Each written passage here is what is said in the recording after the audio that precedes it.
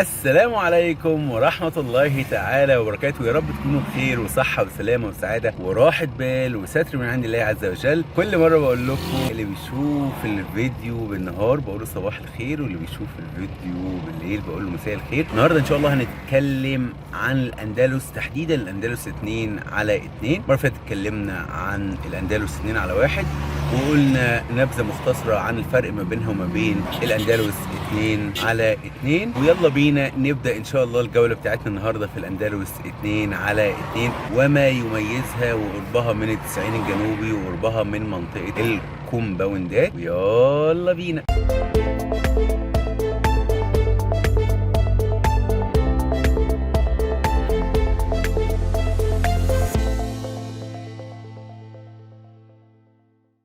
بسم الله والصلاة والسلام على رسول الله صلى الله عليه حبيبي رسول الله. شارع التسعين الجنوبي، كومباوند ميفيدا، الأندلس 2/1. النهاردة هنتكلم عن الأندلس قطاع 2/2، وده الشارع الفاصل ما بين الأندلس 2/1 والأندلس 2/2 من ناحية التسعين الجنوبي. اللي على ايدنا الشمال ديت الأندلس 2/2. وقطاع الأندلس 2/2 الأراضي 500 فيما فوق، لكن ما بتبقاش أرض كبيرة، فعشان كده بتبقى أرضي وثلاث أدوار. احنا قلنا إن في مساحات في الأندلس 2/2 هي أرضي برضو 3 أدوار، لكن في مساحات بتعدي 700 متر، بتوصل ل 900 متر و1000 متر في النواصي، فبتقسم لثلاث شقق بالنسبة لل 700. فيما فوق ال 900 بيتقسم ل4 شقق، ووضحنا الكلام دوت في الفيديو اللي قبل الفيديو ده مباشرة، وكلامنا عن الأندلس 2/1، وعرفنا ان القطاع دوت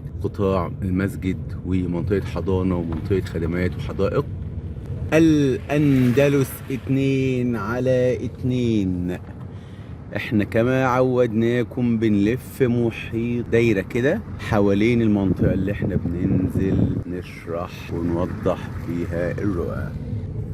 الأندلس 2/2 أرضي وثلاث أدوار، وزي ما احنا قلنا وبنكرر لو لقينا دور رابع زي اللي هناك دوت، ده كده في دور رابع وجه الحجر اللي هناك دي كده أرضي و4، ده كده عنده مخالفة روف. في بعض الناس بتخالف، لازم يكون الناس اللي بتخالف معاها نموذج 10، نموذج التصالح بتاع الروف أو الدوبلكس، لأن الأندلس ما يميز الأندلس إن فيها جراجات. يعني الدوبلكس مخالف، اللي واخد البيزمنت وعامله دوبلكس، عامل البدروم او البيزمنت عامله بدل الجراجات بيعه كدوبلكس مع الارضي دوت مخالف، لازم نموذج 10. على ايدنا اليمين اندلس 2/1، وده الشارع الفاصل ما بين الاندلس 2 على ايدنا الشمال والاندلس 2/1. كما عودناكم احنا هناخد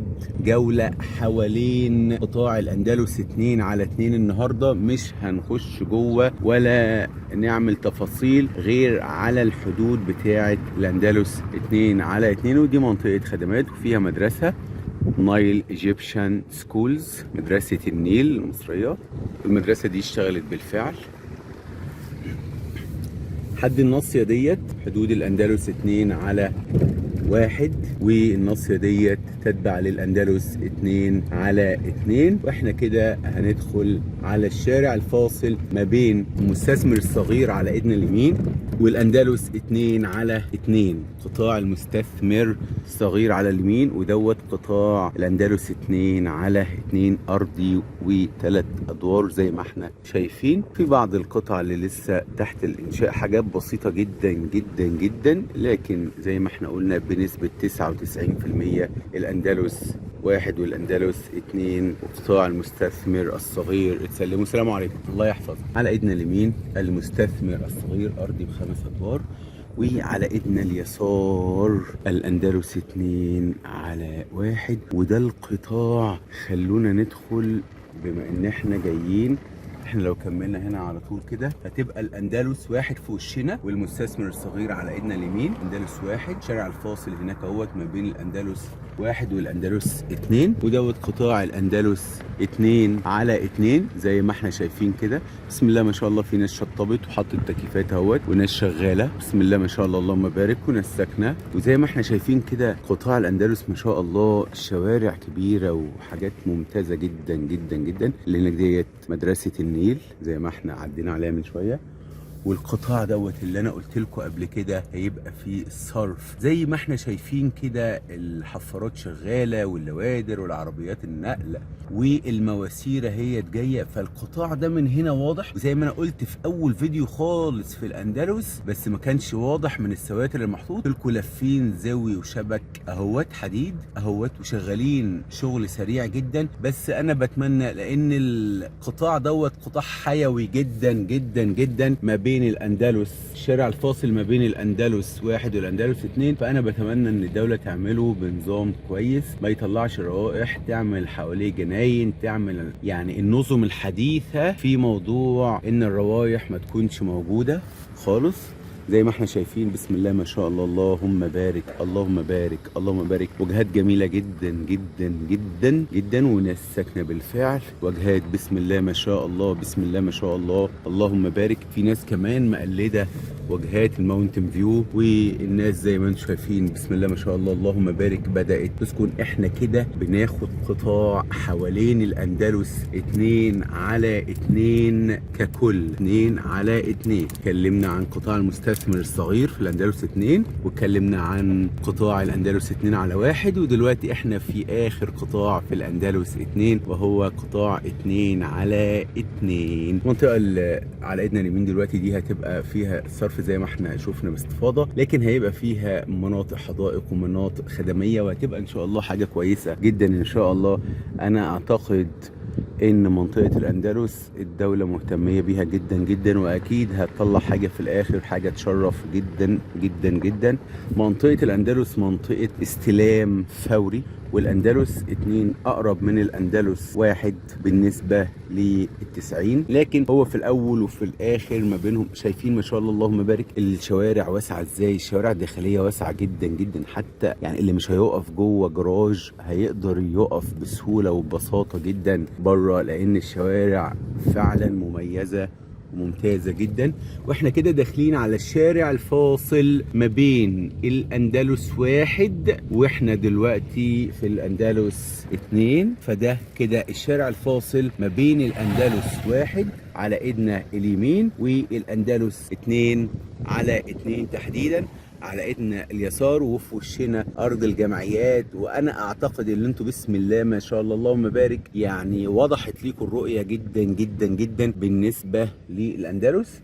وقدامنا كده كومباوند قطاميه ديونز في الوش عند البرجين اللي هناك، اللي احنا قلنا النخل اللي هناك دوت ده عباره عن ابراج ارسال في بدايه الشارع ما بين اندلس 1 واندلس 2 في الشارع الفاصل. واحنا هندخل شمال على اساس نكمل بقية حدود الاندلس 2 على 2. بسم الله والصلاة والسلام على رسول الله صلى الله عليك حبيبي رسول الله. يبقى احنا كده في الاندلس 1 على ايدنا اليمين. طبعا احنا اتكلمنا عن الاندلس شرقي وامتداد وعائلي، فاللي على ايدنا اليمين دي في الاندلس 1 ايه؟ اندلس امتداد. اللي على ايدنا اليمين حاليا دي اندلس 1 امتداد، واللي على ايدنا اليسار اندلس 2 على 2. ما شاء الله في ناس عامله وجهات كويسه، رغم ان الناصيه ديت يعني شيك وجميله وظريفه، الا ان فيها مخالفه. ركزوا، فيها مخالفه روف اهو، ارضي واربع ادوار، فيها مخالفه روف ماشي، ارضي واربعه. حتى الدور الرابع معمول بسيستم كده سريع سريع واخد نقشات ودهان يعني. اما الطبيعي ارضي وثلاثه زي ما احنا شايفين. اي دور هنلاقيه في الرابع يبقى ده مخالف، ده مخالف اهو، ارضي وثلاثه جنب ارضي وثلاثه، ده ارضي واربعه، ده مخالف. عاوزين في ناس ساكنه بسم الله ما شاء الله اللهم بارك، عاوزين نركز كويس جدا جدا جدا. موضوع الاوراق مهم جدا جدا جدا. قبل ما اخد قرارات لازم اشوف الورق كويس، اراجعه. قلت قبل كده مراجعه الورق تبقى بدايه من الجهاز. ازاي اشوف اختار التخصيص سليم ولا لا، ازاي اشوف محضر التسليم، اخبار تسلسل التوكيلات ايه، هل في عائق في الرسومات الهندسيه هيعوق ما بين الجهاز وما بين تسليم المشروع والعدادات. ده مهم جدا جدا. ارض الجمعيات اهيت في وشنا، والاندلس 2/2. قطاع الاندلس 2/2. وبوضح تاني اهوت، ده منزل جراج وفي ردود ما بين العمارات. وضحنا يعني ايه الردود وان هي مش موجوده في الاندلس العائلي. ارضي و3 ادوار زي ما احنا شايفين، وفي ممر نازل جراج، وفي بوابة الرئيسية، وفي بوابة التالتة ديت اللي فيها الردود الجانب الآخر. وده كده ممر ما بين العمارتين دول، كده القطعة ديت نصية ممر. واحنا ماشيين عشان نعرف حدود الأندلس 2/2 بالتفصيل. بالتفصيل. احنا ماشيين على الفرع دلوقتي، ما شاء الله اللهم بارك. في ناس عامله ما شاء الله اللهم بارك واجهات كويسه. خلي بالكم ان الاندلس اساسا يعني كانت قبل 2016 في محضر التسليم، يعني محضر التسليم بتاع الاندلس كان قبل 2016. ففي واجهات معموله يعني من زمان، وفي واجهات معموله حديثه وهكذا. ارض الجمعيات، الارض الفاضيه اللي احنا داخلين عليها ديت ارض المعاهد والجامعات. ارض المعاهد والجامعات على ايدنا اليمين، بس احنا ماشيين عشان نشوف حدود الاندلس 2/2 اهوت. كل ده احنا ماشيين الاندلس 2/2. بس انا بقى مش عاوز امشي مخالف، وعاوز اعدي المنطقه الجايه ديت. العربيه النقل اللي جايه دي ماشيه مخالف للاسف، بس انا اظبط نفسي. ده مول، والمنطقه دي هيبقى فيها ارض المعاهد والجامعات، وهيبقى فيها منطقه كومباوندات برضو. يعني الدولة على الخرائط حاطة كومباوندات، منطقة كومباوندات في الأراضي الفاضية ديت. احنا لو بصينا برضو كل اللي هناك على بعد دوت منطقة كومباوندات. الطريق دوت يطلع للعاصمة الإدارية والشارع 90 الجنوبي. وعلى ايدنا الشمال ديت أندلس 2/2. أنا شادد بقى شوية، وزي ما احنا شايفين العمارة دي كده فيها دور مخالف، الروف اللي ورا ديت. اما الطبيعي ارضي و3 شقتين في الدور بس.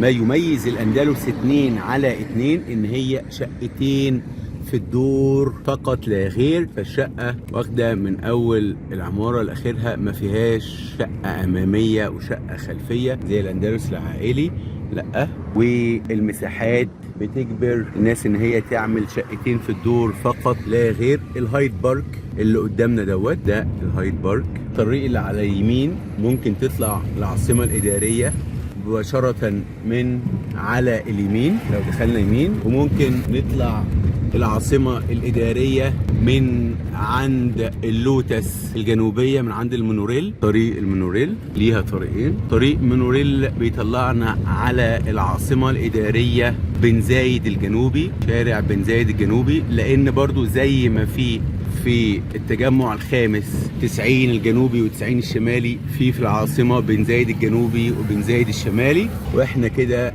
ماشيين، هم عندهم هنا كده في منطقة صيانات، يشتغلوا في منطقة صيانات. والاندلس 2/2 على ايدنا اليسار، واحنا كده في منطقة 90 الجنوبي. وعلى ايدنا اليمين كومباوند ميفيدا. وعلى ايدنا اليسار زي ما احنا شايفين اندلس 2/2. موقعها جميل جدا جدا جدا، بسم الله ما شاء الله اللهم بارك. في ناس بدأت تسكن بالفعل، في ناس بدأت تاخد الشقق كاستثمار وتأجر. لكن في خلال ان شاء الله 6 شهور سنة على الأكثر هيبقى في حياة كويسة جدا جدا في الأندلس، منطقة الأندلس، سواء الأندلس 1 أو الأندلس 2. وزي ما احنا شايفين على الشوارع الرئيسية بالذات هنلاقي العربيات أكتر بكتير من الشوارع الداخلية. ودي منطقة مولات، وهنختم ان شاء الله ونقف عند كومباوند ميفيدا اخر الجولة الجميلة بتاعتنا ديت ان شاء الله. الله على الجمال واللاندسكيب، الله على الجمال، الله على الجمال، الله على الجمال، ما شاء الله ما شاء الله ما شاء الله. يا رجالة حبيبي ربنا يسعدك، ما شاء الله ما شاء الله ما شاء الله. جميل، خضرة جميلة ومريحة، بسم الله ما شاء الله.